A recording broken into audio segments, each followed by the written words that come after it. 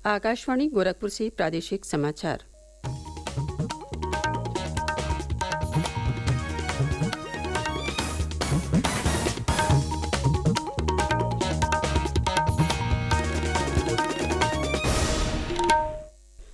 नमस्कार।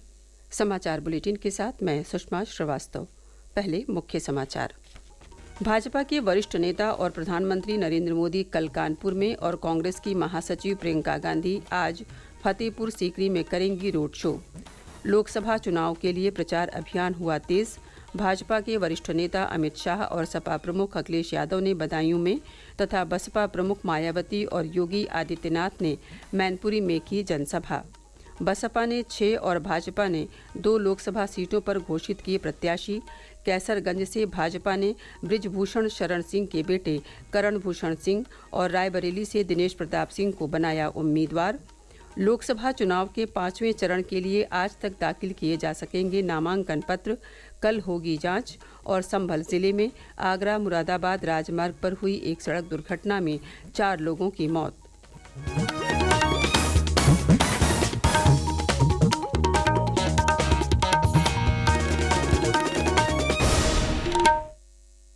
और अब समाचार विस्तार से।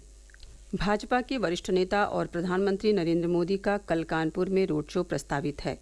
कानपुर लोकसभा सीट से पार्टी प्रत्याशी रमेश अवस्थी और अकबरपुर लोकसभा सीट से पार्टी प्रत्याशी देवेंद्र सिंह भोले के समर्थन में श्री मोदी ये रोड शो करेंगे। इसको लेकर जिला प्रशासन सुरक्षा के साथ ही दूसरी तैयारियां पूरी कर रहा है। रोड शो के व्यवस्था प्रमुख सुरेंद्र मैथानी ने बताया कि श्री मोदी गुरुद्वारे में माथा टेक कर रोड शो की शुरुआत करेंगे। लोगों के लिए श्री मोदी को नज़दीक से देखने और मिलने के लिए सड़क के किनारे 40 ब्लॉक बनाए जाएंगे। प्रत्येक ब्लॉक में 1000 लोगों के बैठने की व्यवस्था होगी। उधर अखिल भारतीय कांग्रेस कमेटी की महासचिव प्रियंका गांधी फतेहपुर सीकरी से इंडी गठबंधन से कांग्रेस प्रत्याशी रामनाथ सिकरवार के समर्थन में फतेहाबाद में रोड शो करेंगी। लोकसभा चुनाव के तीसरे चरण के लिए राजनीतिक दलों ने चुनाव प्रचार तेज कर दिया है। भाजपा के वरिष्ठ नेता और गृह मंत्री अमित शाह ने कल बरेली, बदायूं और सीतापुर में पार्टी प्रत्याशियों के समर्थन में रैली की। बरेली में रैली को संबोधित करते हुए श्री शाह ने कहा कि लोग इस बार अराजकता और भाई भतीजावाद की बजाय विकास को चुनने जा रहे हैं।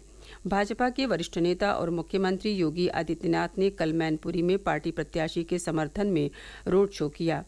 एटा में एक जनसभा को संबोधित करते हुए श्री योगी ने कहा कि समाजवादी पार्टी और कांग्रेस लोगों की आस्था के साथ खिलवाड़ कर रही है। उधर समाजवादी पार्टी प्रमुख अखिलेश यादव ने बदायूं में एक राजनीतिक रैली में हमला बोलते हुए कहा कि बीजेपी देश को गुमराह कर रही है। बहुजन समाज पार्टी सुप्रीमो मायावती ने मैनपुरी में पार्टी प्रत्याशी के समर्थन में रैली को संबोधित करते हुए कहा कि इस चुनाव में भाजपा की जुमलेबाजी काम नहीं आएगी। राष्ट्रीय लोकदल प्रमुख जयंत चौधरी ने हाथरस लोकसभा क्षेत्र में भाजपा प्रत्याशी के समर्थन में जनसभा को संबोधित किया। लोकसभा चुनाव के तीसरे चरण में प्रदेश की 10 सीटों पर 7 मई को मतदान होना है। इसमें संभल की महत्वपूर्ण सीट भी शामिल है। इस सीट पर कांग्रेस पिछले 40 वर्षों से नहीं जीती है तो भाजपा आज तक सिर्फ एक बार जीत पाई है। समाजवादी पार्टी के प्रभाव वाली इस सीट पर इस बार पार्टी ने स्वर्गीय शफीकुर रहमान बर्क के नाती जियाउर रहमान बर्क को उम्मीदवार बनाया है। भाजपा ने 2019 के उप विजेता परमेश्वर लाल सैनी को एक बार फिर मैदान में उतारा है। वहीं बसपा ने चौधरी सौलत अली को प्रत्याशी बनाया है। संभल सीट की सियासी तस्वीर पर हमारे प्रतिनिधि की रिपोर्ट। संभल लोकसभा सीट के अंतर्गत 5 विधानसभाएं संभल, चंदौसी, असमोली, कुंदरकी एवं बिलारी शामिल हैं। सीट पर 18,97,882 मतदाता हैं। संभल लोकसभा सीट को समाजवादी पार्टी का गढ़ भी माना जाता है। इस सीट से समाजवादी पार्टी के संस्थापक स्वर्गीय मुलायम सिंह यादव 2 बार, रामगोपाल यादव 1 बार सांसद रह चुके हैं। इस बार सपा ने पहले शफीकुर रहमान बर्क को अपना प्रत्याशी बनाया था, लेकिन बीमारी के चलते उनका निधन हो गया, जिसके बाद पार्टी ने उनके नाती जियाउर रहमान बर्क को प्रत्याशी बनाया है, जो कि वर्तमान में कुंदरकी विधानसभा से विधायक हैं। वहीं भाजपा ने 2019 के लोकसभा चुनाव में उप विजेता रहे परमेश्वर लाल सैनी को एक बार फिर प्रत्याशी बनाया है। बसपा ने चौधरी सौलत अली को अपना उम्मीदवार बनाया है। अरुण कुमार, आकाशवाणी समाचार, संभल। प्रादेशिक समाचार आप आकाशवाणी गोरखपुर से सुन रहे हैं। ये समाचार बुलेटिन हमारे YouTube channel AIR news Gorakhpur और एक्स हैंडल AIR न्यूज़_GKP पर भी उपलब्ध है। कैसरगंज और रायबरेली सीटों पर भाजपा उम्मीदवारों के नाम घोषित कर दिए गए हैं। पार्टी ने रायबरेली सीट से राज्य सरकार में मंत्री दिनेश प्रताप सिंह को मैदान में उतारने का फैसला किया है। दिनेश प्रताप सिंह वर्तमान में यूपी में विधान परिषद के सदस्य हैं। 2019 में ये एकमात्र सीट थी जिसे कांग्रेस पार्टी उत्तर प्रदेश में जीतने में कामयाब रही थी और कांग्रेस की वरिष्ठ नेता सोनिया गांधी ने इस सीट से जीत हासिल की थी। इस बार वे चुनाव नहीं लड़ रही हैं और कांग्रेस ने अभी तक इस सीट से उम्मीदवार की घोषणा नहीं की है। भाजपा ने कैसरगंज के मौजूदा सांसद बृजभूषण शरण सिंह का टिकट काटकर उनके बेटे करण भूषण सिंह को कैसरगंज सीट से मैदान में उतारा है।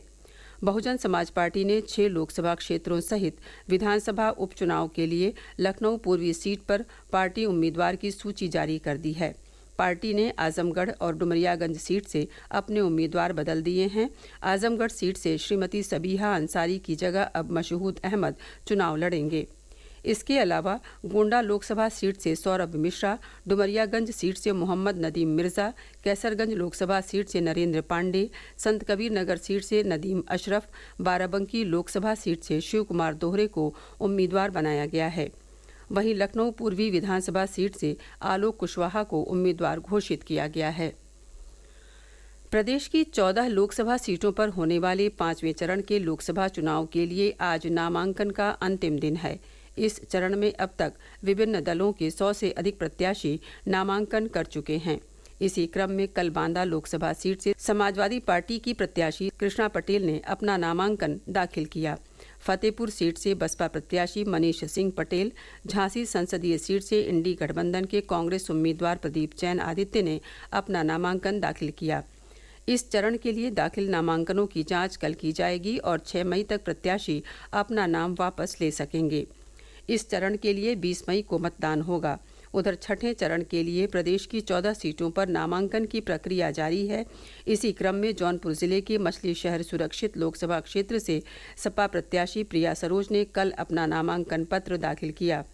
इस चरण के लिए अब तक 33 प्रत्याशी नामांकन दाखिल कर चुके हैं। छठे चरण में प्रदेश की सुल्तानपुर, प्रतापगढ़, फूलपुर, इलाहाबाद, अंबेडकर नगर, श्रावस्ती, डुमरियागंज, बस्ती, संत कबीर नगर, लालगंज, आजमगढ़, जौनपुर, मछली शहर और भदोही लोकसभा सीटों पर उम्मीदवार 6 मई तक अपना नामांकन पत्र दाखिल कर सकेंगे और मतदान 25 मई को होगा। लखनऊ विश्वविद्यालय के वास्तुकला एवं योजना संकाय के प्रदर्शनी कक्ष में कल लोक कला उत्सव का उद्घाटन वरिष्ठ कलाकार प्रोफेसर जयकृष्ण अग्रवाल और वास्तुकला संकाय की विभागाध्यक्ष प्रोफेसर ऋतु गुलाटी ने किया। कल तक चलने वाले इस 3 दिवसीय अखिल भारतीय लोक और जनजातीय कला शिविर में उत्तर प्रदेश सहित पश्चिम बंगाल, राजस्थान और असम के 11 कलाकार अपनी कला का प्रदर्शन करेंगे। भारतीय लेखक अमित राजपूत को एशिया बुक ऑफ रिकॉर्ड्स ने ग्रैंड मास्टर के खिताब से सम्मानित किया है। उनको ये सम्मान न्यूनतम आयु में प्रतिमानित स्तंभ आलेख के लिए प्रदान किया गया है। अमित राजपूत का नाम एक स्तंभकार के रूप में इंडिया बुक ऑफ रिकॉर्ड्स में भी दर्ज है। संभल जिले के गुन्नौर कोतवाली क्षेत्र में आगरा मुरादाबाद राजमार्ग पर कल परिवहन विभाग की एक बस ने ओवरटेक करने के दौरान एक 4 पहिया वाहन को टक्कर मार दी। इस टक्कर में 4 पहिया वाहन में सवार 2 महिलाओं और 2 बच्चों सहित 4 लोगों की मौके पर ही मौत हो गई। 3 घायल लोगों को पुलिस ने इलाज के लिए अस्पताल में भर्ती कराया है। वाहन में सवार लोग रामपुर से वृंदावन दर्शन के लिए जा रहे थे। और अब अंत में मुख्य समाचार एक बार फिर। भाजपा के वरिष्ठ नेता और प्रधानमंत्री नरेंद्र मोदी कल कानपुर में और कांग्रेस की महासचिव प्रियंका गांधी आज फतेहपुर सीकरी में करेंगी रोड शो। लोकसभा चुनाव के लिए प्रचार अभियान हुआ तेज। भाजपा के वरिष्ठ नेता अमित शाह और सपा प्रमुख अखिलेश यादव ने बदायूं में तथा बसपा प्रमुख मायावती और योगी आदित्यनाथ ने मैनपुरी में की जनसभा। बसपा ने 6 और भाजपा ने 2 लोकसभा सीटों पर घोषित किए प्रत्याशी। कैसरगंज से भाजपा ने बृजभूषण शरण सिंह के बेटे करण भूषण सिंह और रायबरेली से दिनेश प्रताप सिंह को बनाया उम्मीदवार।